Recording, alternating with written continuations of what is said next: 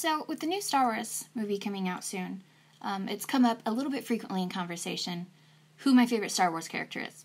I've had this conversation twice in the last couple of days, and in actuality, my favorite character is Qui-Gon Jinn, but for conversation's sake, I always say Anakin Skywalker. When asked to defend my choice, I almost always go with the uneducated female Star Wars fan defense of, but he cute though. Which of course one can very easily counter with, but he a whiny bitch though. For argument's sake, the last couple of days, I've stuck with that, but it doesn't really do the character justice. I feel like Anakin's character is so well developed and foreshadowed, and he is wildly overlooked and underrated. Also, he cute though. They told Anakin as a young boy that he had immense power and responsibility and was going to bring balance to the Force, but like no pressure, right? So they pluck him from his miserable existence and they start training him in the ways of the Jedi.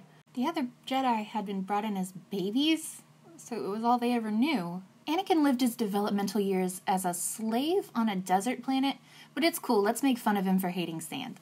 But I guess now let's just compartmentalize all that. You have to bring balance to the Force, son. Prophecy has foretold it. You have awesome power and greater responsibility, but why you so arrogant though? Stop whining.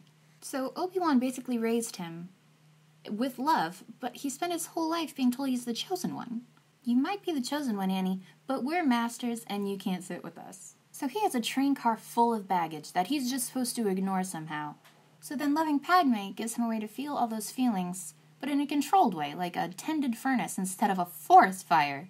Jedi be damned, you just can't turn off emotions like that.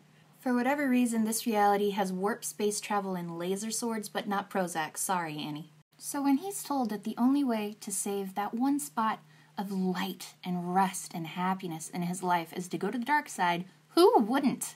And yes, that does mean that he murdered children, and I'm not just ignoring that because he's pretty, which he is. In the novel, Anakin doesn't actually plan on killing the younglings, he plans on sneaking them out through a secret passageway, but one of them refers to him as a Master Skywalker, which he is not. So, as we know, he does slaughter a room full of younglings. But he did it because the dark side was going to save Padme. The dark side was going to save his babies. So it brings up the philosophical question of what would you do to save your children? All of that aside, the reason that I think Anakin Skywalker is a very underappreciated, well-foreshadowed character is because he did exactly what he was supposed to do. He was the chosen one and he was supposed to bring balance to the Force. Before he was Darth Vader, there were 2 Sith Lords and thousands of Jedi. After he was Darth Vader, there were 2 Sith Lords and 2 Jedi.